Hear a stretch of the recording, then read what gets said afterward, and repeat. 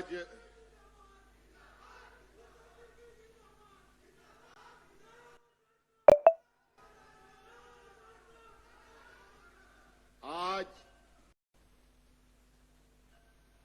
गुमला जिले के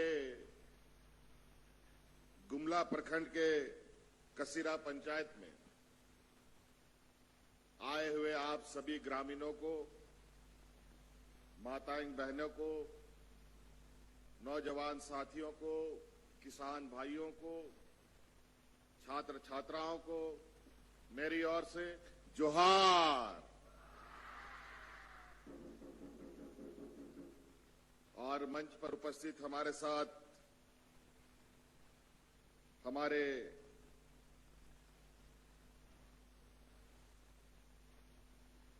मंत्रिमंडल सहयोगी सत्यानंद भोक्ता जी, हमारे साथ मंत्रिमंडल के सहयोगी बादल पत्रलेख जी, विधायक भूषण तिर्की जी,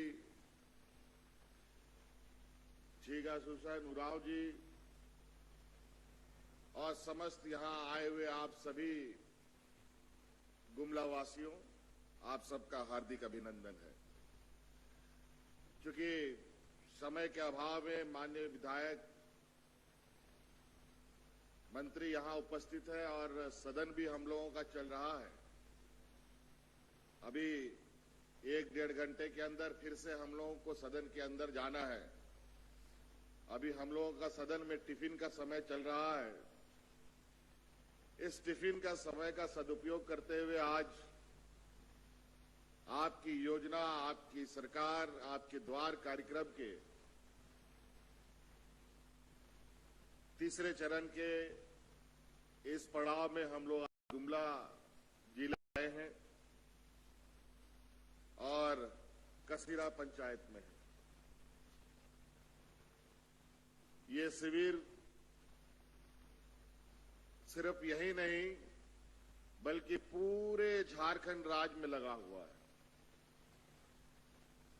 और विगत 23 नवंबर से हमने इसका शुभारंभ किया और 24 तारीख से पूरे राज्य में लगातार हर पंचायत, हर गांव, टोले मोहल्ले में, वार्ड में ये पंचायत शिविरें लग रही हैं और ये शिविर के माध्यम से आप लोगों के कुछ समस्याओं का समाधान भी किया जा रहा है और कई समस्याओं के आवेदन भी लिए जा रहे हैं और कई योजनाओं से भी आपको लाभान्वित किया जा रहा है और कई योजनाओं के आवेदन भी लिए जा रहे हैं। ये शिविर तीसरी बार पूरे राज्य में लगभग 1 महीने भर के लिए अलग अलग पंचायतों में, अलग अलग गांव में हर दिन लग रहा है। इससे पहले 2021 में हम लोगों ने ये शिविर लगाया था, फिर 2022 में भी शिविर लगाया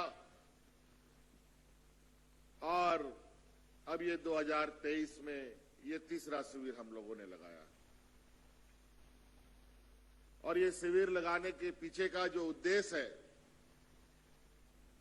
ये उद्देश्य मात्र ये है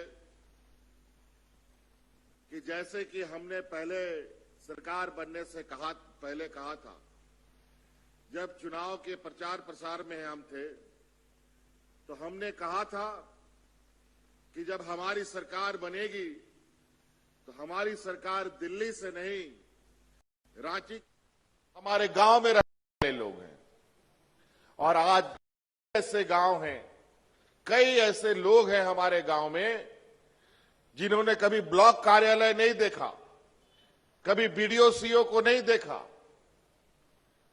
और डीसी एसपी को तो बात ही बहुत दूर है। इसीलिए हमने ये तय किया है और हमारे बेचारे ग्रामीण अपने कामों को लेकर दलाल और बिचौलियों के चक्कर में फंस जाते थे। इसीलिए हमने सोचा कि ये सरकार अब किसी को ब्लॉक नहीं बुलाएगी, किसी को जिला नहीं बुलाएगी, बल्कि खुद ब्लॉक कार्यालय उसके घर के दरवाजे में जाएगा।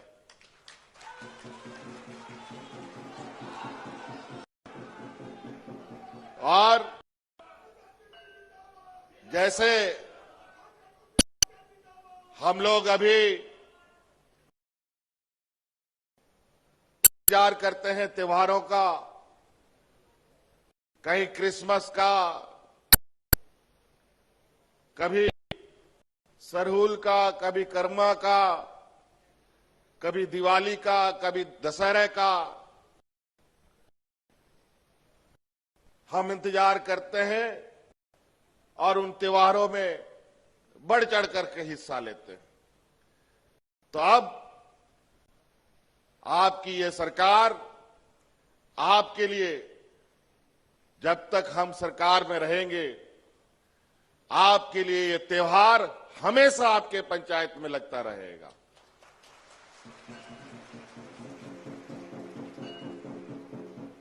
आपको सुनकर हैरानी होगा, पहला जब हम शिविर लगाए तो 35 लाख आवेदन हमको मिला। दूसरा शिविर लगाए तो लगभग अधिक शिविर हम में उन शिविरों से। इतना ज्यादा समस्या गांव में कैसे रह गया विगत 19-20 वर्षों में, समझ में नहीं आया। पहले चला रहे सरकारों ने क्या काम किया जो इतनी समस्याएं गांव से निकल के आई। हम लोग माथा पकड़ लिए कि इतनी समस्याओं का समाधान कैसे किया जा सकता है। सरकार कोई जादुई छड़ी लेके तो बैठती नहीं कि पलक झपकते सारा दुनिया बदल दे। और झारखंड जैसे पिछड़े राज्य, जो सबसे देश का सबसे गरीब पिछड़ा राज्य है, जिसका 2000 ईस्वी में हुआ, बेचारा 2000 ईस्वी में ये राज्य पैदा हुआ, अभी कुछ सालों के बाद ये 25 साल का हो जाएगा। 25 साल का मतलब ये युवा राज हो जाएगा। जब ये 25 साल का होगा तब तक इसमें ताकत इतना आ जाना चाहिए था कि राज को अपने आप चलने की क्षमता पैदा हो जाती। अपने गांव देहात, घर परिवार, राज की जिम्मेवारी अपने कंधे पर उठा सकता था। लेकिन ना जाने पूर्ववर्ती सरकारों ने इस नवजात झारखंड का इस कदर शोषण किया कि इस झारखंड को बीमारी और गरीबी और गरीबी और गरीबी बनाता चला गया। और नतीजा ये हुआ कि उस समय जब सामान्य जीवन था, कोई चुनौती नहीं थी, कोई सुखाड़ नहीं, कोई महामारी नहीं, उस समय हमारे इस राज्य में लोग हाथ में राशन कार्ड लेकर के भूख से मर रहा था। ये स्थिति पैदा कर दी इन लोगों ने। जब राज्य के चारों तरफ से शोषण का जो दर्द का आवाज जो फूटने लगा, फिर हम लोगों ने भी